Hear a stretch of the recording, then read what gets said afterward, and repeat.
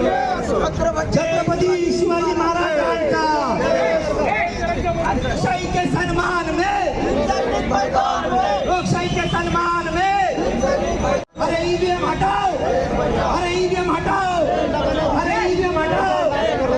अण्णाभाऊ साठेंचा अरे ईवीएम हटाओ, ईवीएम हटाओ, ईवीएम हटाओ।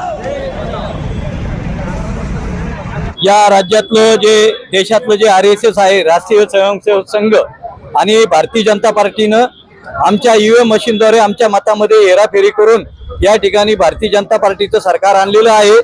आणि भारतीय जनता पार्टीचं सरकार हे जनतेच्या मतावर निवडून न आल्यामुळं, निवडून न येता ते फक्त ईव्हीएम मशीनमुळे आलेलं आहे। आणि आज या ईव्हीएमची होळी केलेली आहे आणि येणाऱ्या काळामध्ये ईव्हीएमच्या विरोधामध्ये देशभरात आम्ही आंदोलन सुरू करीत आहोत।